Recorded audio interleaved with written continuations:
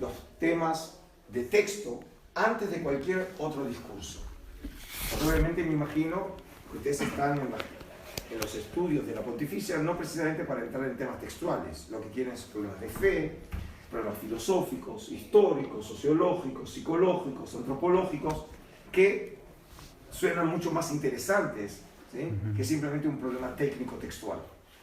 Y lo que quiero probar, y voy a ver cuánto tiempo es, que precisamente si quiero llegar a esas conclusiones de carácter histórico, a los temas grandes, tengo que pasar por el problema del texto.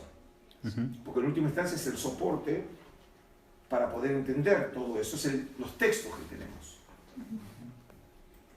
Y el primer caso que quiero tomar es un tema textual muy complejo, como el que aparece el caso del Deuteronomio en 32:9, en el quinto libro del Pentateuco de Moisés. El texto masorético, que es, digamos, el punto de partida nuestra, que si ustedes recuerdan, Deuteronomio 32 es el canto de Moisés, y es la segunda de las únicas dos piezas litúrgicas que tenemos en el Pentateuco. La otra es el canto del mar, en Éxodo 15. Son las dos piezas litúrgicas que tenemos en el Pentateuco. Y en Deuteronomio 32, que podemos considerarlo como si fuera una unidad literaria, temática, independiente dentro de la estructura, dice así: cuando el Altísimo, y el término en hebreo es Elión, después van a entender por qué es importante, ¿sí?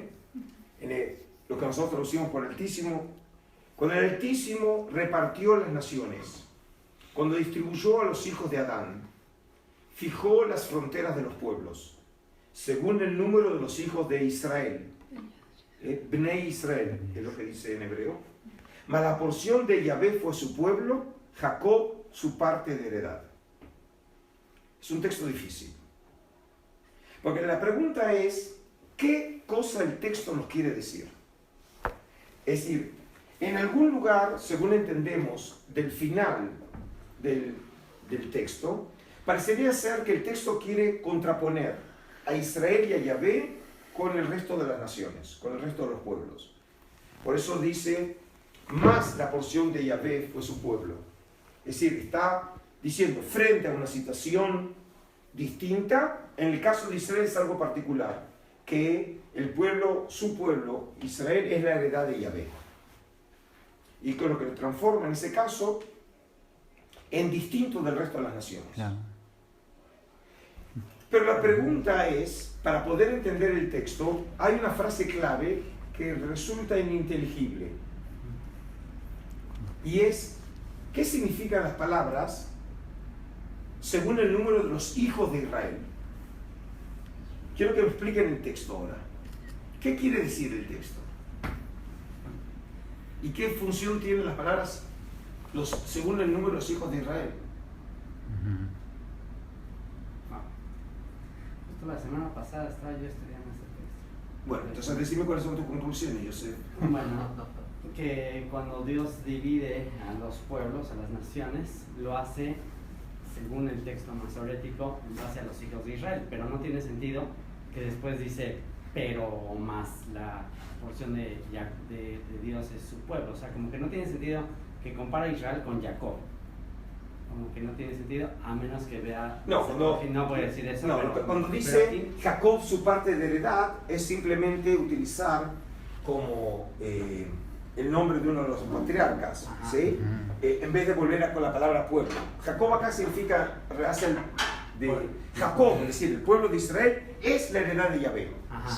Y lo contrapone con ¿qué? Con las naciones. ¿Pero qué significa según el número de los hijos? Entonces miren, un principio, cuando tenemos un texto difícil, puede ser que nosotros no lo entendamos, pero también muchas veces puede ser que el texto no lo entendemos porque hay un problema textual. Por ejemplo, que hubo un error del copista. Y por lo tanto, el texto ya nos llegó confuso y no sabemos cómo salir de ello. Ahora, ¿qué hacemos cuando hay un texto que no lo podemos entender? Una expresión tan esotérica como según el número de los hijos de Israel. ¿A qué se refiere? Es, por ejemplo, ver ¿Qué pasa en la historia textual? Por ejemplo, con esa frase, empezando, por ejemplo, con las traducciones antiguas. Porque recuerden que la traducción antigua alguna vez utilizó un manuscrito en hebreo.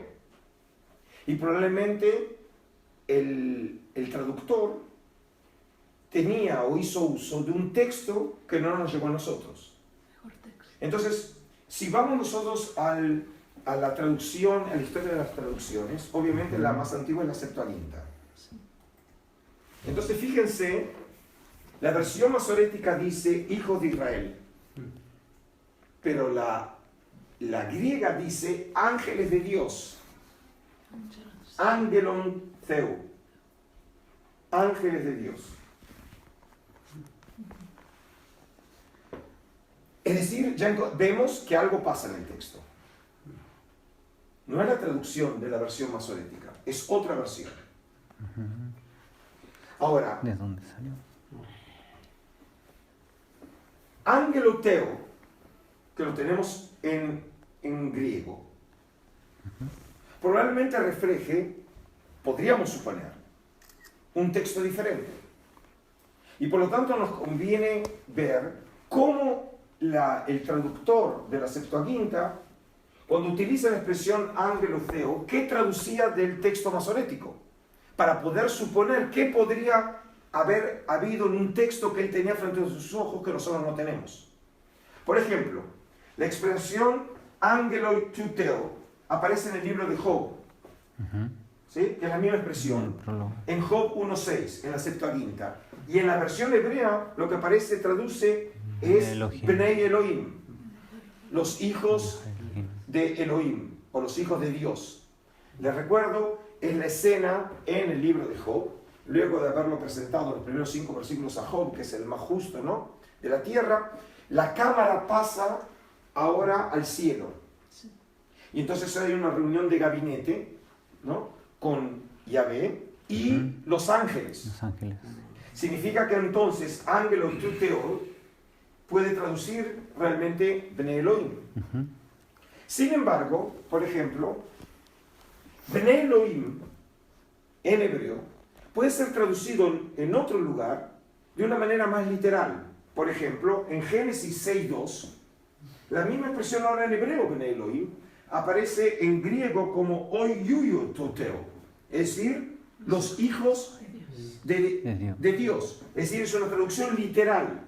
Significa que podemos ver dos estrategias diferentes en la Septuaginta para traducir la misma expresión, Bnei Elohim. Una, los hijos de Dios, y otra, los ángeles de Dios. Pero obviamente es muy diferente a los hijos de Israel. Ahora, aquí nosotros la pregunta es, ¿qué conclusión podemos sacar? ¿Acaso, por ejemplo, el traductor de la Septuaginta conocía una versión de Deuteronomio 32.9, diferente a la que nosotros tenemos, en la cual aparecía Bnei Elohim? O probablemente sea un intento exegético de entender una expresión que él no entendía y haya querido solucionar el problema con un recurso exegético, cambiando la expresión según el número de los hijos de Israel, y ahora lo transformó en según los hijos o los ángeles de Dios. Bueno, ¿cómo podemos resolver el problema? Bueno, si no tenemos un texto original, ¿cómo podemos saber lo que estaba escrito? Tenemos en última instancia una traducción, pero no sabemos hasta dónde refleja o no un original. Y es precisamente en este momento en donde la importancia de los rayos del Mar Muerto se revelan en toda su grandiosidad. Ahora, no hay una relación directa entre el tamaño de los manuscritos y los hallazgos. La gente imagina que si se halla un manuscrito grande, completo, ¿no?, obviamente tiene una fuerza visual mucho más grande que encontrar simplemente fragmentos.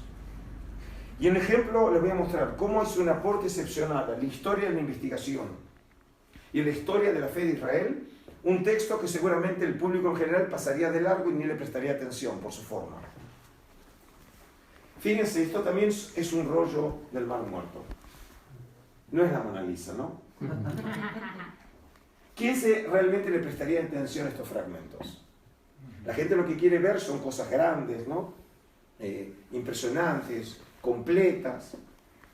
Pero fíjense la casualidad, entre estos manuscritos, este manuscrito es el 4Q de Deuteronomio J, ¿sí? Es decir, los rollos del Mar Muerto se catalogan primero de acuerdo a la cueva. Esta es la cueva 4, la que me mostraron la imagen, ¿no? Está frente a Qumran.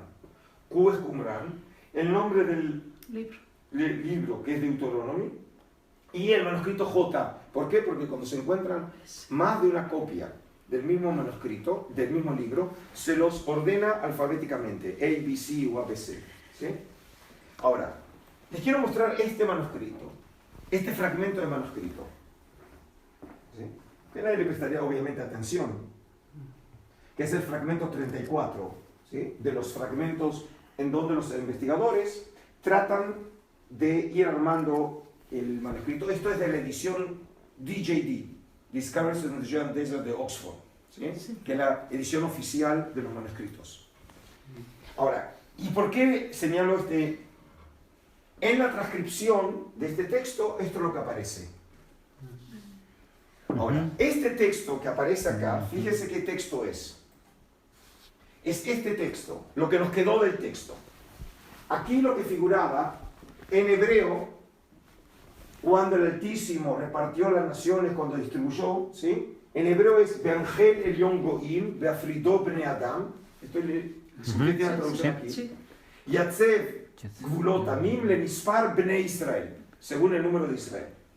La palabra que nos quedó en ese fragmento es buena parte de la palabra Be'angel, es decir, cuando lo repartió. ¿Sí? Tiene la palabra Nahalá. Nahalá es porción. ¿Sí? Cuando repartió a las naciones. Y entonces, el texto lo que decía es lo siguiente. Cuando el Altísimo, Elión, y voy a volver sobre eso, repartió a las naciones, cuando distribuyó a los hijos de Adán, es decir, estamos haciendo referencia al comienzo de la historia humana. Cuando el Altísimo distribuyó a los pueblos, fijó la frontera de esos pueblos. ¿Y qué otra cosa hizo? ¿Sí? Según el número de qué fue dividiendo las naciones, y la frase compleja era según el número de los hijos de Israel, ¿se acuerdan? Sí. Que es lo que no entendemos y por eso no entendemos qué cosa el texto nos quiere decir. Pero fíjense lo siguiente, aquí en la palabra inmediatamente debajo, en este manuscrito, aparece la palabra Bnei Elohim. La palabra Bnei es la misma de Bnei Israel. Es decir, que la diferencia clave está que en el manuscrito figura la palabra Elohim y en el masorético aparece la palabra Israel. Ahora, eso ahora significa lo siguiente. Volvemos al problema que habíamos encontrado. Tenemos la expresión que nos molestaba según los hijos de Israel y teníamos que en la versión de los 70 lo que figuraba es ángeles de Dios, ángeloceu. Y ahora sabemos que en una versión física que encontramos en Qumran, la palabra que figuraba era Bnei Elohim. Y la lectura es perfecta acá. No hay que reconstruir nada. Eso significa que entonces la expresión en un manuscrito que encontramos en Qumran realmente decía ángeles de Dios. Significa que la lectura de la Septuaginta se encuentra corroborado por un documento físico encontrado en Qumran. El traductor de hace 2300 años tenía frente a sus ojos un manuscrito como el que encontramos en Qumran y por lo tanto tradujo lo que él leyó y decía Bnei Elohim. Ahora, si es así entonces, vamos a tratar ahora de entender qué decía el texto original. El texto original lo que decía es lo siguiente, que cuando el Altísimo distribuyó los pueblos, ¿cómo los distribuyó? Según el número de los ángeles de Dios. Significa que el texto presupone que en el mundo había un Dios creador y había ángeles que cada uno de ellos estaba controlando a uno de los pueblos. Es decir, cada pueblo tiene como referente Un ángel. un ángel. Pero la expresión Bnei Elohim es una expresión que tiene un sesgo politeísta. Politeísta. Significa que en realidad el texto estaría diciendo otra cosa. Cuando ustedes piensan en el Altísimo, piensan en Yahvé. Sin embargo, el Yón es usado como un sustantivo o a veces como adjetivo que describe a Yahvé como el Supremo, pero el Yón era el nombre de una divinidad en el panteón cananeo. Y por lo tanto el texto, si es así, el texto no hace referencia a Yahvé. El texto dice, cuando el Altísimo, es decir, el Elión, haciendo referencia a un trasfondo mitológico, distribuyó a las naciones, le dio a cada nación un Dios protector. Pero, ¿cuál es la ventaja de Israel? La porción de Yahvé fue su pueblo, Jacob su parte de heredad. Significa, ¿cuál es la superioridad y ventaja que tiene Israel frente a los otros pueblos? Que el que lo protege a Israel es Yahvé. No el León. No el León, sino nosotros tenemos a alguien diferente. Claro. Ahora, pero en este caso, este texto tiene un flavor, ¿sí? Un sabor, ¿sí? Mitológico pagano. Y por lo tanto la pregunta ahora, si esa es la interpretación del texto.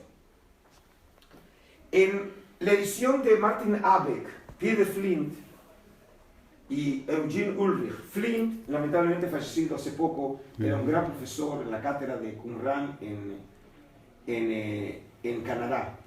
Y Eugene Ulrich, un gran biblista de la Universidad de Notre Dame, en Indiana. En la edición que se llama The Dead Sea Scrolls Bible, dice lo siguiente sobre el pasaje específico que yo estoy hablando.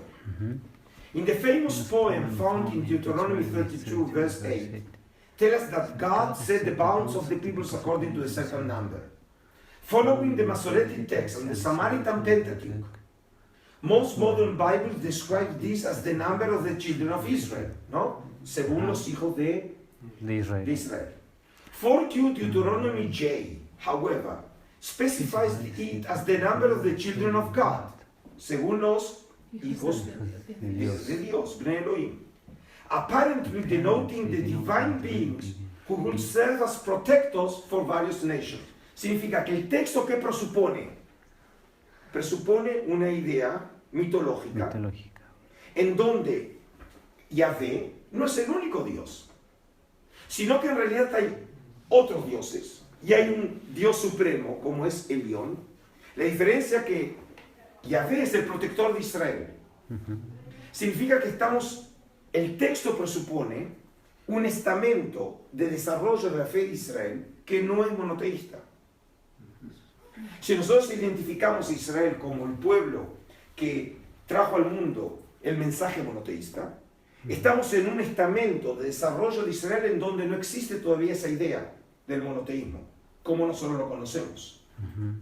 ¿Qué es lo que dice Por lo el Salmo tanto, 82, ¿Perdón? El Salmo 82 concuerda con esto mismo. Precisamente también con esa idea. Ahora, por ejemplo, ¿cuáles son las preguntas a responder? ¿Cuál es la versión más antigua? Tengo una versión que es la versión masorética. Y tengo una versión que es la versión presumida por la Septuaginta, que se ve refrendada, corroborada por el fragmento de Qumran. Tengo dos versiones. Ahora, ¿cuál es la más antigua? De los 70. No. Tengo que entender el proceso. Dos, ¿cuándo habría nacido la variante textual? Es decir, si es cierto lo que ustedes dicen, yo tengo que explicar, ¿y cómo apareció la versión Los hijos de Israel? ¿Cuándo apareció? ¿Qué circunstancias habrían originado el nacimiento de esta variante textual? Si no basta con decir cuál es más antigua. Es decir, lo que quiero que entiendan, y este es un punto central, como ven, un tema así no puedo presentárselo a los turistas. Claro. Wow, esto está impresionante. Es decir, lo que quiero que entiendan es lo siguiente, la importancia que tiene en el momento que estamos ahora. Las variantes textuales son sensores de una realidad. Y de la misma manera que el sensor, ante cualquier movimiento de un objeto, ¿sí?, o del espacio circundante, cuando algo se mueve, el sensor reacciona. Las variantes textuales también son sensores de una realidad. Por lo tanto, cuando hay un cambio en el texto, tengo que entender qué pasó. Es decir, lo fascinante de las variantes textuales es que nos vienen a decir algo sobre algo que o le molestaba a los lectores, o le molestaba al escritor, o le molestaba al copista, que se oponía con ciertos principios de la sociedad, de la fe, ¿sí? Es decir, el texto reacciona ante algo. Y por lo tanto, no es simple. En algunos casos las variantes textuales son resultado de errores mecánicos. Pero lo fascinante es cuando no son errores mecánicos. Y por lo tanto podemos aprender algo de la historia.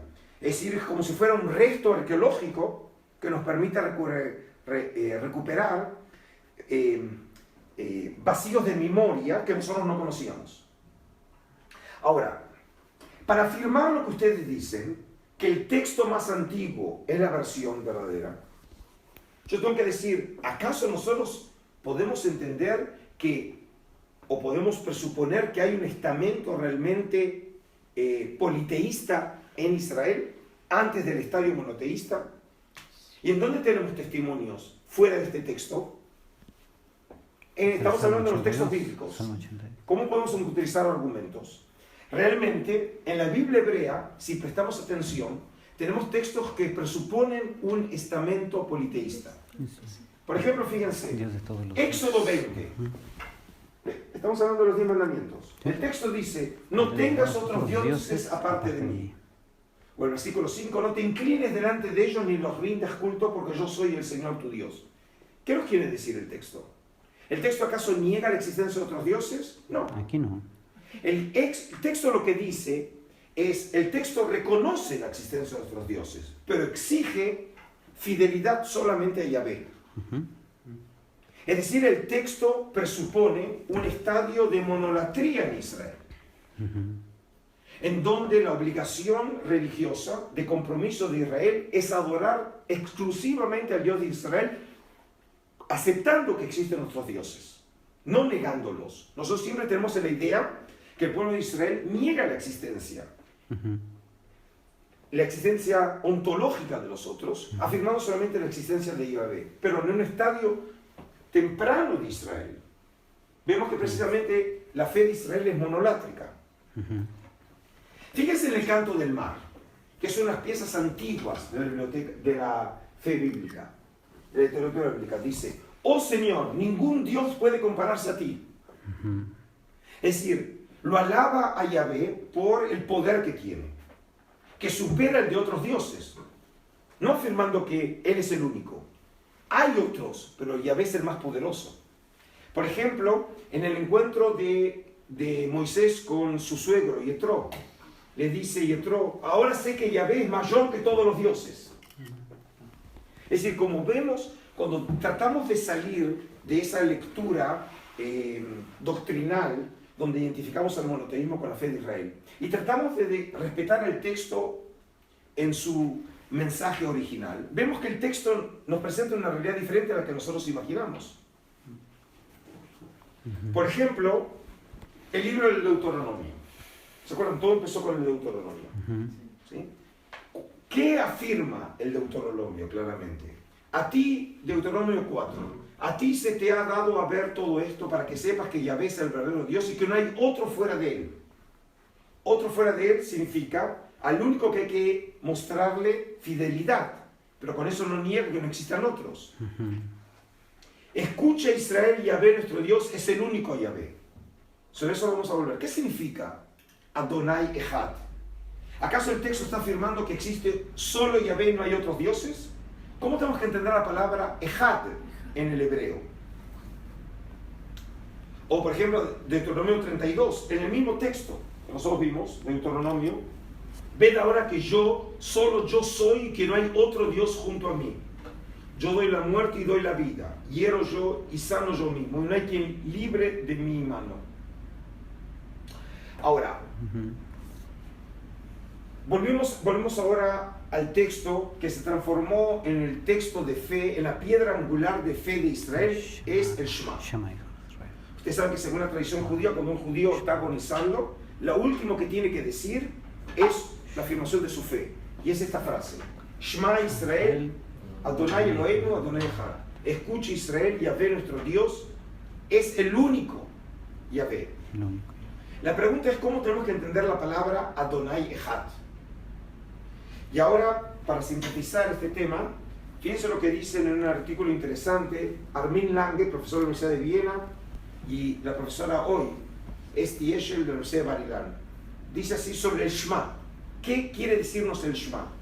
In our opinion, the Shema, as I originally appears in Deuteronomy 6:4, should be translated, Hear, O Israel, the Lord is our God, the Lord alone. Es decir, no entenderlo como uno, sino como único. In Deuteronomy, the Shema was thus not originally meant to be a monotheistic statement. Es decir, nosotros lo entendemos como una declaración monoteísta, pero ese no era el sentido original del texto. What it says is that though other people, for example the Egyptians and Mesopotamians, worship multiple gods, Israel is to recognize only Yahweh. Es decir, acepta que los otros pueblos adoran a otros dioses, pero lo original de Israel, que Israel tiene que adorar solo a uno, en exclusividad, que es Yahvé.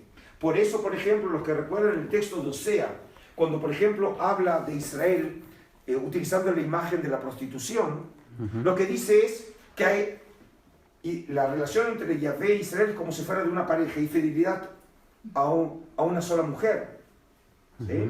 y un solo marido. Mientras que en otros casos, otros tienen fidelidad, digamos, hacia distintas mujeres. Esa relación única no es porque parte de la base que hay solo un Dios, sino que hay muchas mujeres, pero en este caso la fidelidad tiene que ser solamente a uno. ¿Sí? In Deuteronomy, the Shema Israel argues in a positive way against Israelite polytheism, which is criticized by many Deuteronomistic texts. Israel is reminded, Yahweh and Yahweh alone is its God. Deuteronomy 6:4 will thus be a monolatric statement, es decir, es una declaración monolátrica, that emphasizes Israel's exclusive relationship with its God. Es decir, lo que exige es una relación exclusiva de fidelidad hacia Yahvé. It doesn't deny the existence of other national deities for other people. Es decir, no niega, ¿sí?, que otros pueblos tengan sus dioses. Yahweh is Israel's God, es el Dios de Israel. But the Ammonites have their national god Milcom. The Edomites have their national god Kosh. The Moabites have their national god Chemosh. Originally, the Shema Israel didn't deny the existence of other nations' national gods. Imagínense, nosotros todos fuimos criados con esa idea, ¿no?, de la fe monoteísta, de la revolución monoteísta que trajo al pueblo de Israel, y resulta ser que el dicho monoteísta por excelencia no es monoteísta, es monolátrico. Es distinto. Y ahora entonces la pregunta es, ¿y cuándo fue el switch? ¿Cuándo empezamos a ver que este estamento monolátrico que presupone un politeísmo se convirtió en monoteísmo? Se convierte en monoteísmo. Aquí lo empezamos a ver en el segundo Isaías. Estamos ahora en un momento nuevo en la evolución de Israel, el segundo o el Deutero Isaías. Estamos hablando de finales del siglo VI. ¿Sí? Es el fin de la época de exílica y el comienzo de la época persa. Y aquí entonces empiezan a aparecer, por ejemplo, Isaías 43. Antes de mí no fue formado otro Dios, ni después de mí no habrá. Yo soy Yahvé y fuera de mí no hay Salvador. Así dice Yahvé, el Rey de Israel y su Redentor, Yahvé Tsebaot. Yo soy el primero y el último. Fuera de mí no hay ningún Dios. Es decir, el texto ahora no dice lo mismo que decían los otros. El texto acá trata de negar lo que diríamos en términos filosóficos, la realidad ontológica de otros dioses. No tembléis ni temáis. No lo he dicho y anunciado desde hace tiempo, vosotros sois testigos. ¿Hay otro Dios fuera de mí? Significa que Él es el único. El único en el sentido que nosotros queríamos entender el Shema, pero ahí en el sentido del único entre otros, y acá Él dice, yo soy solo, no hay otro más. No hay otra roca, yo no la conozco. O Isaías 45, yo soy Yahvé y no hay ningún otro. Fuera de mí ningún Dios existe. Yo soy Yahvé y no hay ningún otro. Yo modelo la luz y creo la tiniebla. Yo hago la dicha y creo la desgracia. Yo soy Yahvé el que hago todo esto. Significa que yo soy un Dios creador y no hay otro. Significa que en Deutero Isaías es el momento, digamos, del gozne. Es del paso, ¿no?, en donde la fe de Israel se está transformando. Y aparentemente el momento del exilio es un momento clave en la fe de Israel, en donde hay una transformación esencial en la fe de Israel, de una monolatría, como aparece en los estamentos antiguos de Israel. Aparece ahora, por ejemplo, incipiente lo que va a ser finalmente la fe monoteísta. Y el Deutero Isaías estaría precisamente en el momento de cambio, ¿no?, el turning point. Entonces, el punto de inflexión. Eso es el punto de inflexión en donde se entra en un nuevo momento de la fe de Israel. Ahora, por ejemplo, cuando nosotros tenemos la apertura del Pentateuco, el texto presupone, por ejemplo, la existencia de Yahvé, ¿no? Así comienza el de Génesis 1. En el comienzo de todo, Dios creó el cielo y la tierra. El texto, por ejemplo, no nos hace ninguna pregunta sobre los orígenes de Dios. Es más, el texto le es indiferente a esa pregunta, porque lo presupone. Lo que el texto trata no es una teogonía. Por ejemplo, si ustedes recuerdan cómo comienza, por ejemplo, el poema babilónico de la creación del Enuma Elish, antes de una cosmogonía, trata de una teogonía y habla y comenta sobre el origen de los dioses. Los dioses tienen un comienzo. El texto bíblico comienza con una cosmogonía, no con una teogonía. Dios es un dato. Y no se pregunta sobre el origen. Se habla del origen del mundo, del universo, no del origen de la divinidad. Porque es eterna. El texto lo presupone. Es más, en el capítulo 1, vemos, por ejemplo, que Dios es un Dios creador con una palabra creadora. No sé si ustedes conocen el análisis que en su momento me impactó mucho, el análisis de Génesis 1 de Severino Croato, el gran teólogo protestante argentino. ¿Sí? No me lo leyeron. Tiene un análisis muy profundo de Génesis, también de Génesis 2:3, pero digo de esta sección. Ahora, lo interesante es ver cómo los textos bíblicos dialogan entre sí. Porque cuando comparamos el texto de Génesis 1 con Isaías 45, podemos ver que el texto, por miedo que alguien pueda entender, que el texto por ahí presupone que Dios creó el mundo, pero que hay otros dioses. Isaías 45 está, de hecho, haciendo una relectura de Génesis 1, en donde lo dice claramente: yo soy el Señor y no hay otro. Yo creo la luz y la oscuridad. Parece interesante. Génesis 1 nos habla de la creación de la luz, pero no dice nada de la oscuridad. El texto dice lo siguiente, fíjense: la tierra no tenía entonces forma alguna, todo era un mar profundo cubierto de oscuridad, y el Espíritu de Dios se movía sobre las aguas. Significa que la oscuridad existe. Nosotros entendemos que la oscuridad es la ausencia de luz, pero el texto dice que existe la oscuridad antes que exista la luz. Ahora, el texto todavía presenta otros problemas muy sofisticados. Dios no solamente parece ser que existe la oscuridad desde siempre, sino ¿dónde se habla que Dios haya creado las aguas? En el abismo. No. No. Las aguas existieron siempre. La tierra no tenía entonces forma, todo era un mar profundo. Es decir, el texto presupone cosmologías paganas, como por ejemplo en el Enuma Elish. El Enuma Elish entiende que en el comienzo del universo hay aguas, las aguas saladas y las aguas dulces, con Apsu y Tiamat. Ahora, el Deutero Isaías 45 ya es Deutero Isaías, quiere precisamente evitar una lectura politeísta de este texto, y por eso pone claramente, yo creo la luz y la oscuridad, también Yahvé la creó.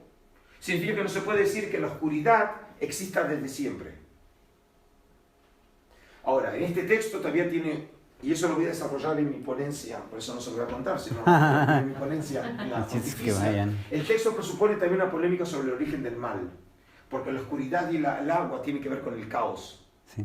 Y el texto afirma claramente que Yahvé también es el creador del caos y del mal. Mientras que este texto no lo sugiere. Y por eso el teólogo de Isaías, el deutero de Isaías, está preocupado con este texto y tiene miedo que no lo entiendan bien. Y que supongan que las fuerzas caóticas existen y tienen una existencia independiente de la voluntad de Yahvé. Por eso acá lo aclara claramente y yo lo creo. ¿Sí? Produzco el bienestar y la desgracia. Nosotros, lo que esta traducción dice desgracia, la palabra original es mal. Y a veces también el creador del mal. Y sobre eso ya vamos a hablar. Incluso Job lo va a tratar ahora, también. Significa que si eso es así, ¿cuándo podemos decir que el Deuteronomio 6.4, el Shema, empezó a ser entendido de manera diferente en Israel? El testimonio más antiguo lo tenemos en la traducción de los 70. En griego es Akue Israel, Kurios Oteos, Emon, Kurios Eis Esti. ¿Qué significa? Kurios, Yahvé, el Señor, es uno. Eis Esti. ¿Sí? Eis uno, en griego, Esti. Significa que acá ya no hay ningún margen de error. En el momento de evolución teológico, cuando llega la traducción en algún momento del siglo III de Deuteronomio, el traductor en Alejandría lo entiende ahora en un espíritu monoteísta, no como se entendía, que dijimos en el sentido de único solamente a él, monolátrico, sino en el sentido monoteísta. El testimonio más antiguo que lo tenemos testimoniado es la Septuagint, ¿sí? En 6.4. Y aquí, por ejemplo, tenemos algo también fascinante.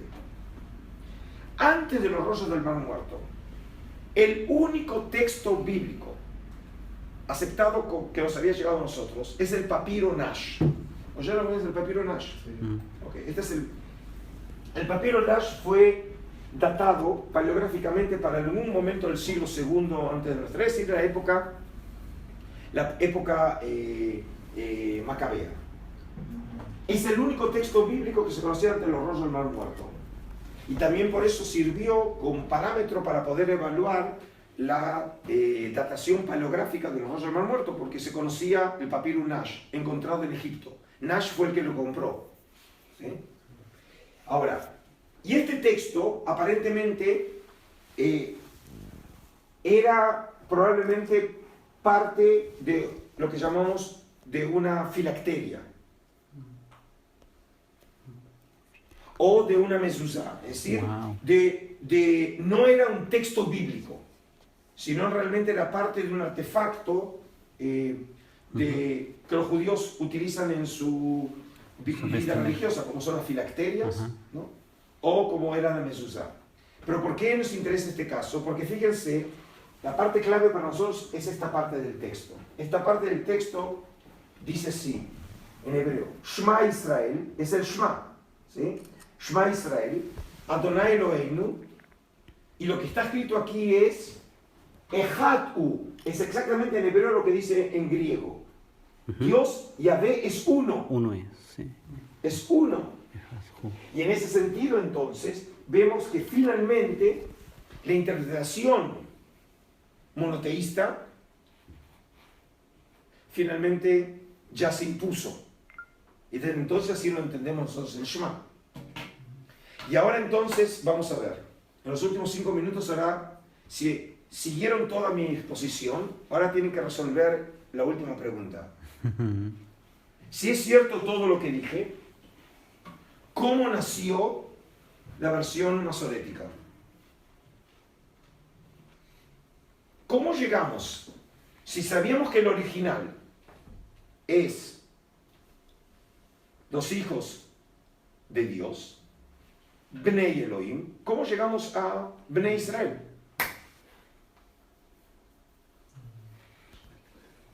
Por conveniencia. Por no, por la clave fue Isaías.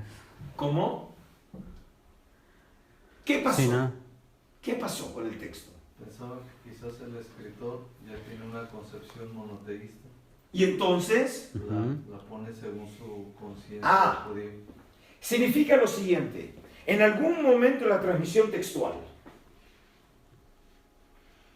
un escriba en la época antigua tuvo frente a sus ojos un manuscrito como 4Q Deuteronomio J. Y vio que en el texto lo que decía era Bnei Elohim.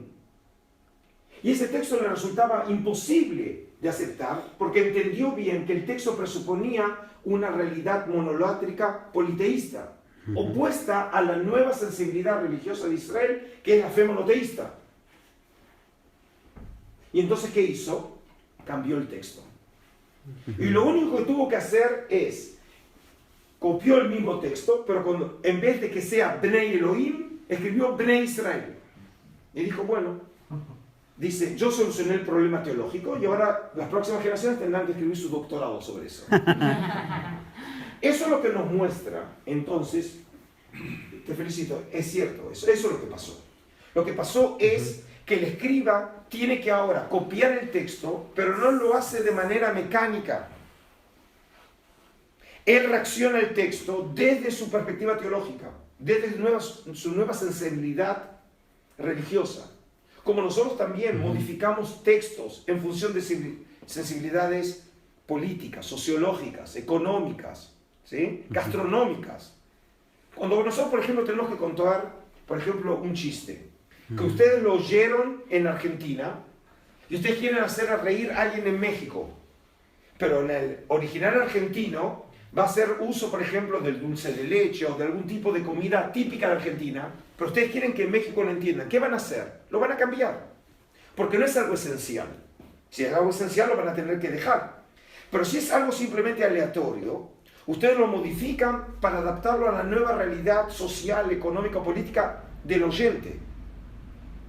Fíjense, por ejemplo, un texto que es claramente, por ejemplo, xenófobo.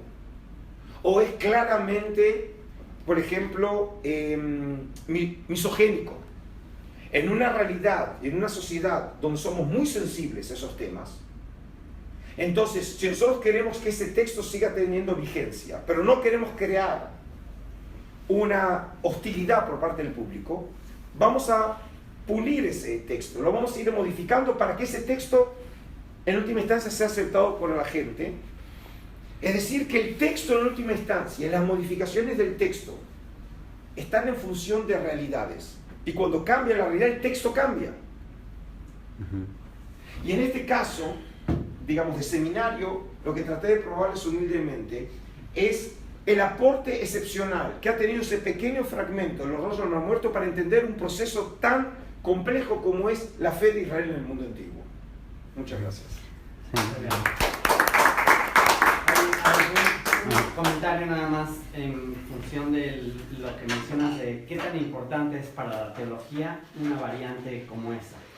Porque muchísimos comentarios judíos que yo leí que decían ese texto de Deuteronomio 32 diciendo Dios repartió a todas las naciones basado en el número de los hijos de Israel. Quiere decir que Israel es su pueblo elegido y le repartió a todas las naciones lo demás y él pensó en cuántos había de Israel. Entonces hizo toda una interpretación teológica de algo que ni siquiera existe. O sea, como que se cae todo el... Entonces, ahora lo que tienen que ver es lo siguiente. Miren. Hoy nos encontramos con una enorme ventaja frente a estudiosos de generaciones pasadas.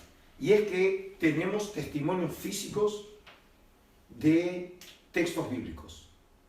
Antiguos, en algunos casos, en más de 1000 años, a las versiones masoréticas que nosotros tenemos. Y por lo tanto nosotros nos encontramos con una enorme ventaja que de la cual claramente San Agustino o Ireneo de León, ¿sí? O San Tomás Aquinos, ellos no tenían, porque no conocían nuestros textos. Nosotros hoy conocemos más que ellos. Ahora, ellos estaban limitados, como todos, por los recursos que tenían ellos en sus manos. Y en función de su conocimiento y su perspectiva del texto, interpretaban el texto. Ahora, en este caso ustedes ven que cuando nosotros tenemos que elaborar un texto, si yo tengo que establecer una jerarquía, el discurso teológico, el análisis teológico, filosófico, sociológico, histórico, es un estadio posterior primero de los niveles básicos, como es primero el texto. Tengo que fijar qué texto yo voy a discutir. Ahora, no siempre tengo una situación de privilegio, que acá tengo un texto que me recupera esa lectura antigua. Pero muchas veces el texto que refleja un estadio primitivo de ese texto, lo podemos tener en el original hebreo. Pero a veces puede ser que haya quedado, por ejemplo, como testimonio o un eco, una sombra de ese texto, por ejemplo, en la versión griega. O nos haya quedado en la Peshita siríaca. O nos haya llegado, por ejemplo, en la Vulgata. ¿Sí? Es decir, por eso tenemos que trabajar con ediciones autorizadas. Eso significa que nos obliga a nosotros, sea desde la cátedra, o sea desde el púlpito, o sea desde la predicación, tenemos que decir qué texto nosotros utilizamos. Ahora, muchas veces tenemos que elegir entre textos, por ejemplo, que son una traducción muy literal, pero no es comprensible para el público. Y preferimos una lectura que en realidad es mucho más, ¿cómo se dice?, accesible, que utiliza un lenguaje más coloquial, pero en muchos de los casos el espíritu del texto original se ve de hecho pervertido. Y muchas veces, por ejemplo, no entendemos exégesis porque nosotros leemos la traducción y nos olvidamos que él está leyendo el texto original. Y por ejemplo hay juegos de palabras, muchas veces, por ejemplo, con sonidos que tiene el texto en hebreo, que cuando lo estoy leyendo en la traducción en español no entiendo lo que me dicen, no entiendo porque él está discutiendo un texto en su lengua original. Y eso mucho más cuando además utilizamos versiones textuales que no tienen ningún fundamento en la historia textual. Y ahí, a partir de ahí también construimos edificios teológicos. Yo, por supuesto que es mucho más fácil dar una prédica sobre el espíritu, ¿sí?, que hablar una hora sobre un problema textual. ¿Se imaginan si yo lo hiciera, por ejemplo, en una sinagoga o una iglesia? Me quedo solo.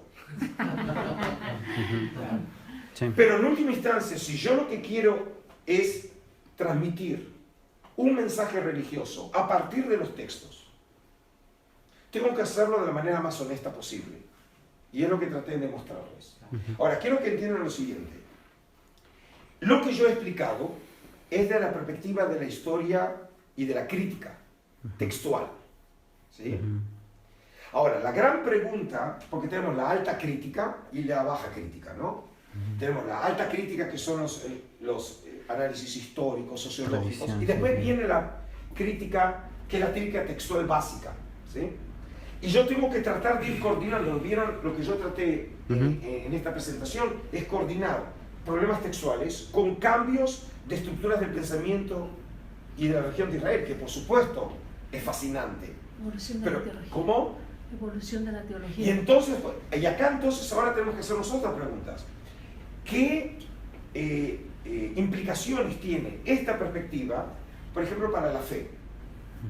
¿Cómo, por ejemplo, entender el texto? Si nosotros hablamos del texto como palabra revelada y el texto como texto revelado, la manera en que yo interpreté el cambio textual no es a partir de la revelación y de la inspiración divina, sino como parte de tensiones y desafíos de teólogos antiguos que se tomaron la total libertad de modificar el texto. ¿Acaso podemos imaginar que el texto divino pueda ser modificado en función de intereses políticos o económicos o religiosos? Pero es lo que parece que realmente sucedió. Significa que el texto presupone que los antiguos veían diferente al texto como lo vemos nosotros. ¿A quién se le puede ocurrir que porque simplemente el texto bíblico no se adecua a nuestra manera de ver, nosotros lo borramos y lo cambiamos? Significa que el texto presupone un estadio del texto no canónico. El texto se puede modificar.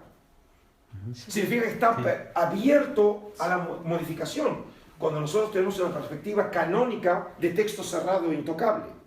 Significa que lo que vimos nosotros nos abre un nuevo desafío desde el punto de vista teológico. ¿Cómo los antiguos veían el texto? ¿Si acaso lo veían el texto revelado como nosotros lo vemos? Aparentemente no. ¿Con qué autoridad el escriba antiguo cambió el texto? ¿Cómo fue el cambio? ¿Es acaso, por ejemplo, una iniciativa personal? ¿Fue discutido en un fórum? ¿Se tuvo que votar? No, no sabemos. Pero obviamente tiene enorme trascendencia para el estudio de la Biblia. Sí. Sí. En relación al Deutero Isaías, que escribe precisamente a finales del siglo VI, casi empezando el V. Él, quizá por el impacto de los tantos dioses que hay en Babilonia y todo eso, y en la época persa que estaba comenzando, plantea entonces ya un monoteísmo que se va desarrollando, va creando tradición, y llega hasta este escriba que decide hacer el cambio del texto. Claro, nosotros encontramos, obviamente, lo que ustedes dijeron, que en realidad tenían razón. La versión de la Septuaginta refleja el estadio original del texto.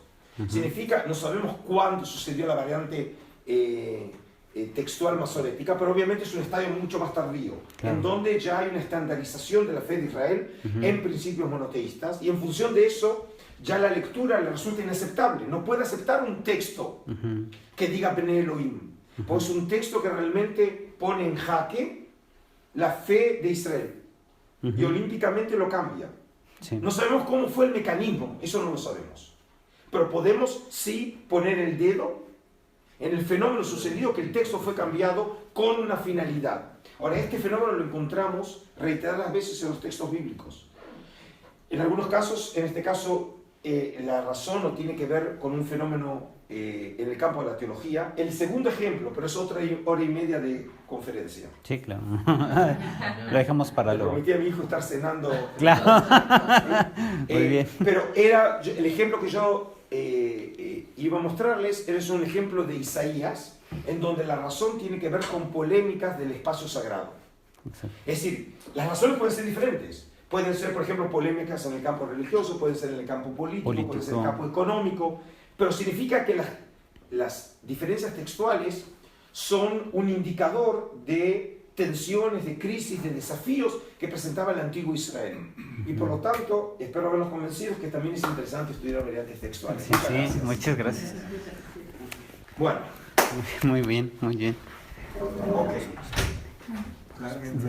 Alárguense. No se tienen que largar. Además de eso, el museo después van a cerrar. Sí, claro. De nuevo fue un gusto recibirlos acá. Espero que hayan disfrutado. No sé cuáles eran las expectativas de ustedes. Sí, era esto precisamente. Era esto. Sí. Superó para mí. ¿Cómo? Lo superó para mí. Sí, Entonces, ya lo veremos primeramente en México, cuando vaya si Dios en quiere, agosto. en el 28 es el día que voy a estar con ustedes. Ustedes están invitados a las otras actividades que yo habré de dar, pero específicamente en la pontificia estaré el día 28, superando todos los atranques de tráfico en México. Muy bien. 28 de agosto. Todavía tengo bastante que hacer hasta entonces. Bueno, que Dios los bendiga y Bien. que sigan disfrutando Tenemos algo, ¿no? Gracias. La conferencia no estaba...